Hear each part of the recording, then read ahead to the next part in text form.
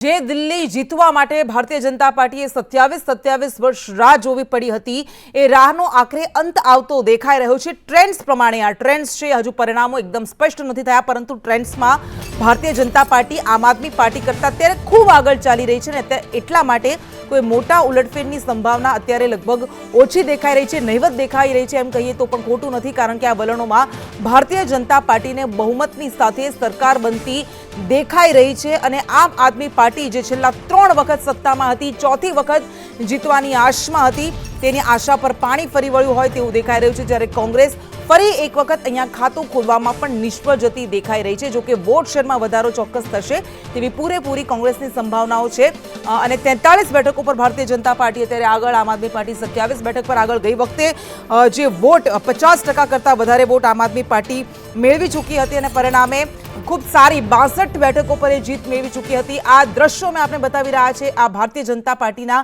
કાર્યાલયની બહારના દ્રશ્યો છે અને વહેલી સવારથી જ અહીંયા ઉજવણીનો માહોલ દેખાઈ રહ્યો છે, કારણ કે એમને વિશ્વાસ છે કે ભારતીય જનતા પાર્ટી અહીંયા પ્રચંડ બહુમતી મેળવવાની છે અને એ ઉત્સાહ કાર્યકર્તાઓના ચહેરા પર દેખાઈ રહ્યો છે। ઢોલ નગારા સાથે આ કાર્યકર્તાઓ ઉજવણી કરી રહ્યા છે। અજય યાદવ સંવાદદાતા આપણી સાથે દિલ્હીથી જોડાઈ ગયા છે। અજય, भारतीय जनता पार्टी के कार्यकर्ताओं में जश्न का माहौल दिख रहा है अभी।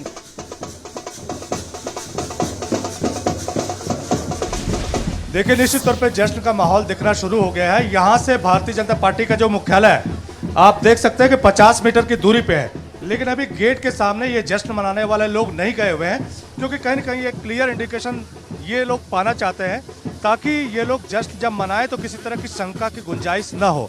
लेकिन आप देख सकते हैं कि यहाँ पे ढोल नगाड़े बजना शुरू हो गए हैं और थोड़ी देर बाद ही आतिशबाजी शुरू होगी।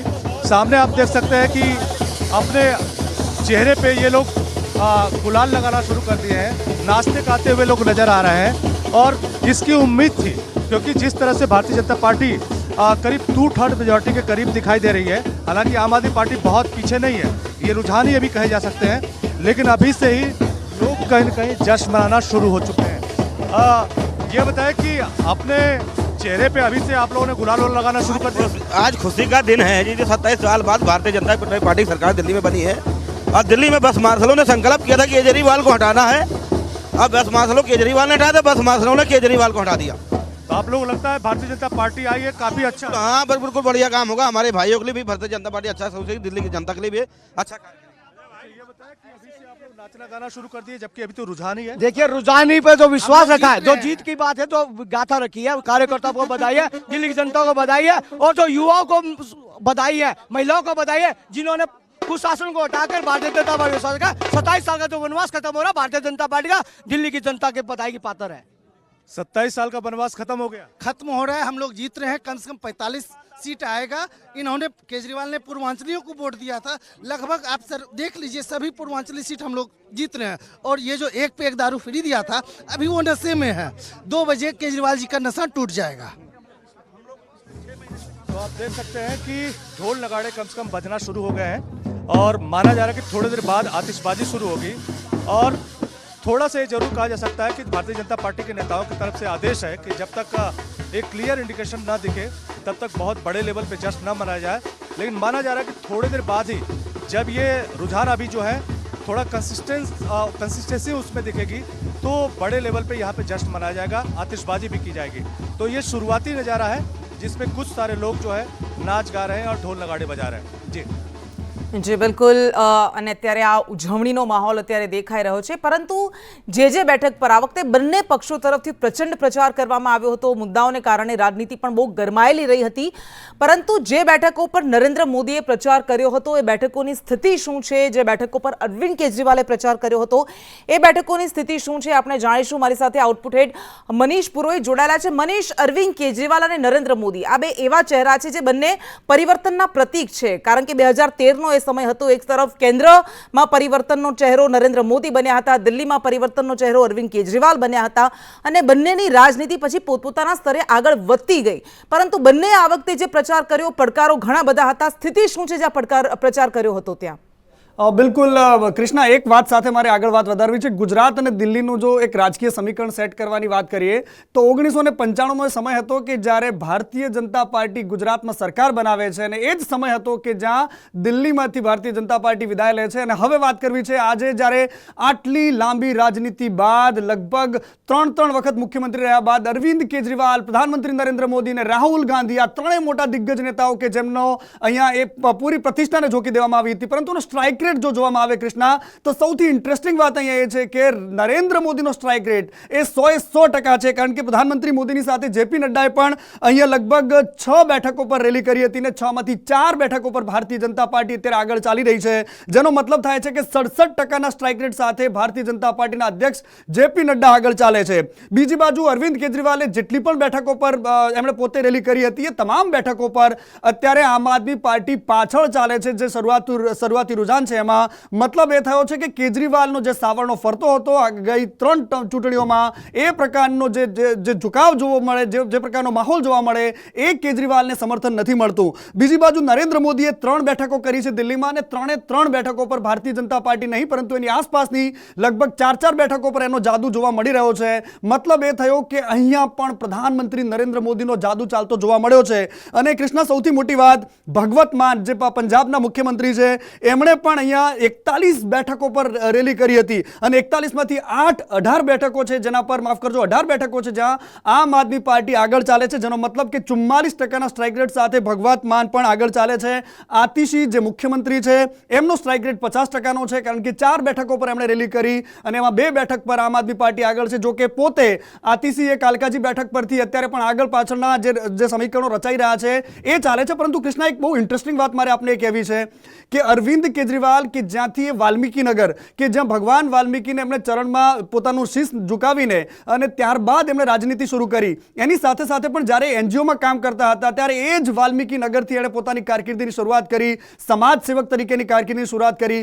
એ વાલ્મીકીનગરમાં ભારતીય જનતા પાર્ટી આગળ ચાલે છે. એનો મતલબ એ છે કે મૂળીએ ઘા છે.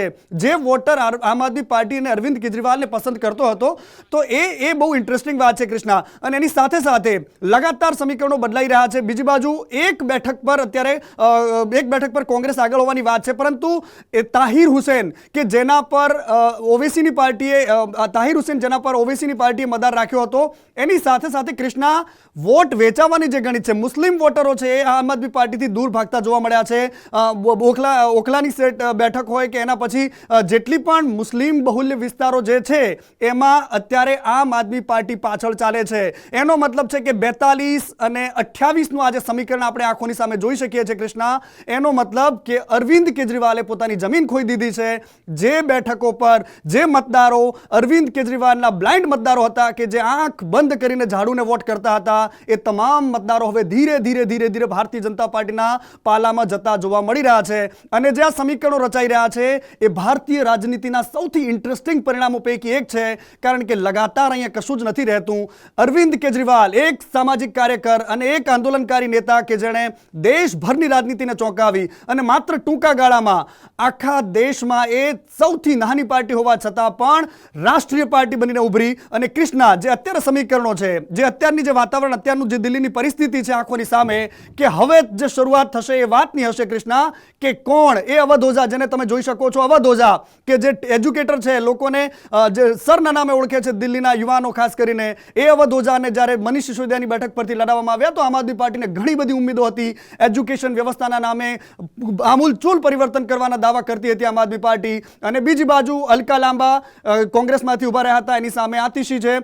આતિશી જે છે એ પણ લગાતાર આગળ પાછળ ચાલી રહ્યા છે કૃષ્ણા. પરંતુ એક વાત અહીંયા નોંધવા જેવી વાત અહીંયા એ છે કે રમીશ બિધુડી અને આતિશી વચ્ચેનો જે જંગ રહ્યો, રમીશ બિધુડીએ લગાતાર એના પર પ્રહારો કરતા રહ્યા, બાપ બદલ્યા સુધીના નિવેદનો આપ્યા, અને તેમ છતાં પણ રમેશ બિધુડી અહીંયા આગળ ચાલતા જોવા મળી રહ્યા છે. અને બિજેન્દ્ર ગુપ્તા છે, તેઓ પણ અહીંયા અત્યારે આગળ ચાલી રહ્યા છે. લગાતાર આમ આદમી પાર્ટીના સુપડા સાફ કરતી ભારતીય જનતા પાર્ટી એક પછી એક બેઠક પર આગળ વધી રહી છે. અને આ જે ટર્નિંગ પોઈન્ટ છે કૃષ્ણા, એને બહુ સમજવાની જરૂર છે. ટર્નિંગ પોઈન્ટ અહીંયાથી શરૂ થાય છે કે અન્ના હજારેનું જે આંદોલન થયું ત્યારબાદ કેજરીવાલ દેશની સ્વચ્છ રાજનીતિની વાતો કરતા, ભ્રષ્ટાચારની વાતો કરતા અને દેશના એક સામાન્ય માણસના મગજ સુધી એણે પોતાની વાત પહોંચાડી. ગુજરાતમાં પણ 5 જેટલા ધારાસભ્યોને જીતાડ્યા, પરંતુ દેશ આખાની નજર હતી દિલ્હી પર, કારણ કે દિલ્હી દેશનું રાજ્ય પાટનગર છે અને દેશનું દિલ છે દિલ્હી. અને એવામાં જ્યારે ભારતીય જનતા પાર્ટીએ એડી ચોટીનું જોર લગાવ્યું. મારે બે વાતો તમને બહુ ક્લિયર કટ સમજાવી છે કૃષ્ણા, દર્શકો સુધી વાત પહોંચાડવી છે કે જ્યાં અરવિંદ કેજરીવાલની આમ આદમી પાર્ટી એક નેરેટિવ બનાવવાની કોશિશ કરી કે જે બિધુડી દ્વારા જે નિવેદન આપવામાં આવ્યું તો એક મહિલા વિરોધી નિવેદન હોવાની વાત સામે આવી, તો તરત જ ભારતીય જનતા પાર્ટીનું કાઉન્ટર શોધ્યું અને આતિશીના મમ્મી જ્યારે આતંકવાદી અફઝલ ગુરુ માટે કેસ લડ્યા તો એ વાતને સામે રાખવામાં આવી. જે સામાન્ય વર્ગના મતદારોને લુભાવવા માટે આમ આદમી પાર્ટીએ એક પછી એક જે મફતમાં રેવડીના નામે ભારતીય જનતા પાર્ટી જેનો પ્રચાર કરતી હતી તો એ મુદ્દા સામે રાખ્યા. તો બીજી બાજુ ભાજપે કાઉન્ટર કરતા આ વખતના બજેટમાં સામાન્ય માણસને મોટી રાહત આપવા માટેનું કામ કર્યું. 12 લાખ સુધીની જે આવક છે એને ટેક્સ ફ્રી કરી દેવામાં આવી.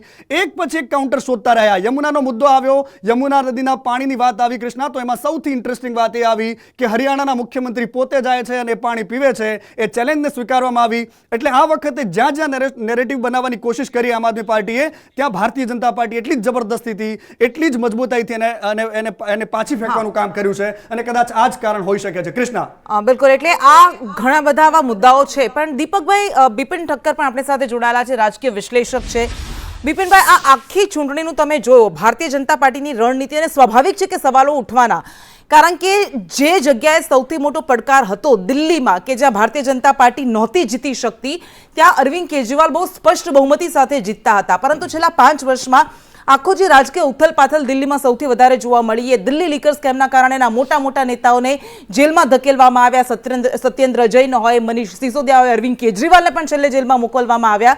અને જે રીતે તમામ સંસ્થાઓનો ઉપયોગ થયો અહીંયા, તમને લાગે છે કે એ જે આખી રણનીતિ હતી કે એ પાર્ટીને તોડવાની, કારણ કે આમ આદમી પાર્ટીએ કહ્યું પણ છે કે લેવલ પ્લેઇંગ ફિલ્ડ તો અહીંયા હતું જ નહીં, અમારી પાસે કંઈ હતું જ નહીં અને અમારે એમાં લડવાનું હતું સશક્ત ભારતીય જનતા પાર્ટી સાથે, એની અસર દેખાય છે? મુખ્યત્વે કહીશ કે આમ આદમી પાર્ટીનું જે છે કે મુખ્યત્વે જન્મ જે થયો એ મુખ્યત્વે એમને કરપ્શનની સામેની લડાઈ એટલે કે આંદોલનના કારણે થયો. અને એ જે છે એ લડાઈ જ એમને ભારે પડી. જ્યારે આપના જે છે મુખ્યત્વે આપણે કહીએ કે તમામ નેતાઓ લીકર સ્કેમ છે કે ભાઈ સીસા મહેલના સ્કેમ છે, એજ્યુકેશનના ઇન્ફ્રાસ્ટ્રક્ચરના સ્કેમ છે, આ તમામમાં એક યા બીજી રીતે કેગના રિપોર્ટના આધારે પર એ જ્યારે સંડોવાયા અને જ્યારે લોકો એટલે કે વોટર સુધી, જે 1.5 કરોડ વોટર સુધી જ્યારે એમની સચ્ચાઈ પહોંચી અને એમને જે કન્વર્ઝન કર્યું એ આપણે આજે જોઈએ છીએ. બીજી બાજુ આપણે કહીશું કે જે બીજેપીએ સ્ટ્રેટેજી જે અપનાવી કે ભાઈ 27 વર્ષ પછી એમને જે 1993માં જે હતી, મદનલાલ ખુરાના એ વખતે જે સીએમ હતા, અને એમને જે 5 વર્ષ પછી જે છે એમને બહુ એટલે સંન્યાસ લેવો પડ્યો દિલ્હીમાં. અને એ 27 વર્ષ બાદ અત્યારે હાલમાં જે છે કે એમને સ્ટ્રેટેજિકલી આપણે જોઈએ તો એમાં એમને પૂર્વાંચલ જે છે મતદારો એમનો ઉપયોગ એટલે એમના સીએમઓની રેલીનો ઉપયોગ કર્યો, યોગીની રેલી છે, મોદીજીની રેલી, નડ્ડાજીની રેલી, એ બધાની ઇમ્પેક્ટો જોઈએ તો એ ઇમ્પેક્ટો એ કે બીજી રીતે વોટર્સ માટે એ એક તો બજેટના સ્વરૂપે, એમની જાહેરાતોના સ્વરૂપે, એમની કામગીરીના સ્વરૂપે અને એમની એડવોકેસીના ભાગરૂપે મહિલાઓ સુધી પહોંચવાના ભાગરૂપે.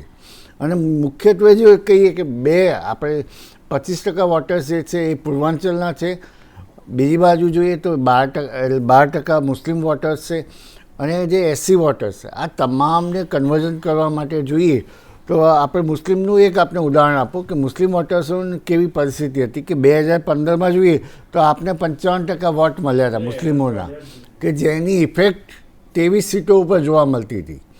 અને એવી રીતે SCની સીટો જોઈએ તો SCની 13 સીટો ઉપર ઇફેક્ટ જોવા મળતી હતી. આ તમામને કન્વર્ઝન કરવા માટે અને એમનો વોટ્સે જે છે બીજેપી તરફ જે છે એમને કન્વર્ટ કરવા માટે જે પણ સ્ટ્રેટેજી અપનાવી એનું આજે આ પરિણામ જોવા મળ્યું છે.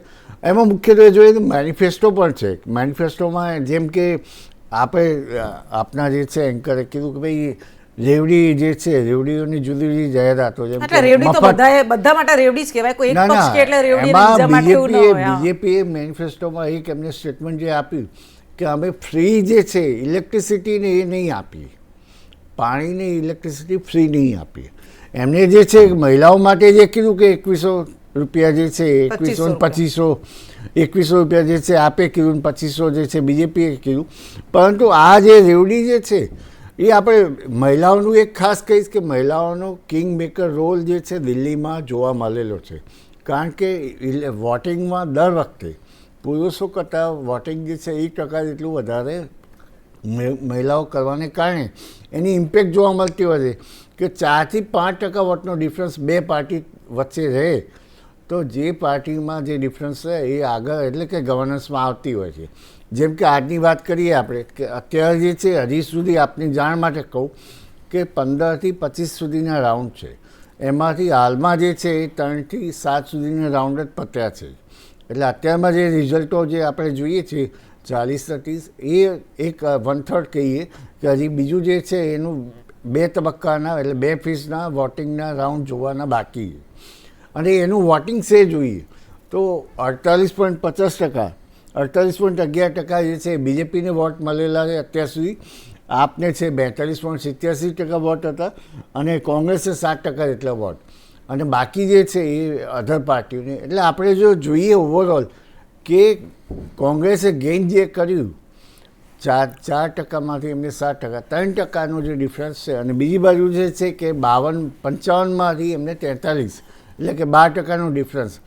આ જે માર્જિનનો જે ડિફરન્સ છે આપણે બધા એનાલિસિસ કરીએ તો જે 70 સીટોમાંથી આ 3 થી 6 રાઉન્ડના 7 રાઉન્ડના અંતે બધાનું માર્જિન જે છે 500 થી 2500 સુધીનું છે મેક્સિમમ. એટલે આ જે ઠીક છે. છે ઓકે ઓકે, આપણી પાસે હા એટલે આ રાઉન્ડ જલ્દી આ થોડી વાત, જેમ જેમ રાઉન્ડો જેમ વધશે એમ આપણને યોગ્ય બધું ઓકે impact ઓકે ખબર ઓકે હા, પડશે. પણ મહિલાઓનો જે ડિફરન્સ છે તો ગઈ વખતે તો બહુ મોટો રહ્યો હતો. 2020માં તો 35% વોટ ભાજપને મળ્યા હતા મહિલાઓના અને 60% વોટ આમ આદમી પાર્ટીને, એટલે 25%નો ડિફરન્સ રહ્યો હતો. દીપકભાઈ, મહિલાઓ એ મધ્યપ્રદેશમાં પણ તમે જે લાડકી બહેન યોજના કરી, મહારાષ્ટ્રમાં પણ એ યોજના લાગુ કરવામાં આવી, એ વાયદો આપવામાં આવ્યો અને એનું ફળ તમને મળ્યું હતું.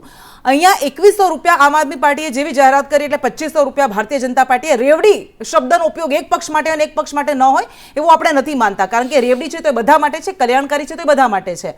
પણ તમને લાગે છે કે એ મહિલાઓને, મધ્યમ વર્ગને આકર્ષવા માટે ઇલેક્શન કમિશને કહ્યું હતું કે દિલ્હીને લઈને કોઈ જાહેરાત કરવામાં નહીં આવે, પરંતુ જેવી જાહેરાત થઈ કે 12 લાખ સુધી કોઈ આવક નહીં, કોઈ ટેક્સ નહીં થાય, એટલે તરત જ જે મોટી જાહેરાતો કરાઈ કે દિલ્હીને જનતાને શું ફાયદો મળશે એ ફાયદો પણ થયો અને એને લઈને ઇલેક્શન કમિશનમાં પણ ગયા. આગળ વધીશું, પણ આ બધા વચ્ચે મોટા સમાચાર મળી રહ્યા છે કે વોટ શેરમાં, ભારતીય જનતા પાર્ટીના વોટ શેરમાં દિલ્હીમાં મોટો વધારો થતો જોવા મળી રહ્યો છે. 2020માં ભારતીય જનતા પાર્ટીનો વોટ શેર જે 38.51% હતો અને આમ આદમી પાર્ટીનો વોટ શેર 53.57% હતો. હવે હાલના વલણોમાં ભારતીય જનતા પાર્ટીનો વોટ ઓલમોસ્ટ 10%, 47.76%નો વોટ શેર વધી ગયો છે, થઈ ગયો છે અને આમ આદમી પાર્ટીનો વોટ શેર 42.84%. એટલે આટલું મોટું 10%નો ઘટાડો, 10%નું નુકસાન આમ આદમી પાર્ટીને થયું છે, તો 10% જેટલો ફાયદો એ ભારતીય જનતા પાર્ટીને વોટ શેરમાં મળતો દેખાઈ રહ્યો છે. જો કે એ વાત એ પણ છે કે ગઈ વખતે ભારતીય જનતા પાર્ટીને વોટ શેર ભલે 38.51% રહ્યો હતો, પરંતુ બેઠકો માત્ર 8 મળી હતી. એટલે આટલો મોટો વોટ શેર હોવા છતાં પણ એ સીટમાં કન્વર્ટ નહોતું થઈ શક્યું. પરંતુ આ વખતે જ્યાં જ્યાં ખામીઓ રહી ગઈ હતી, ભારતીય જનતા પાર્ટીએ પોતાની રણનીતિમાં એ ખામીઓને પૂરવાની કોશિશ કરી, એવી રીતે રણનીતિ ઘડે અને પરિણામે એના પરિણામ પર ભારતીય જનતા પાર્ટીને મળતા દેખાઈ રહ્યા છે.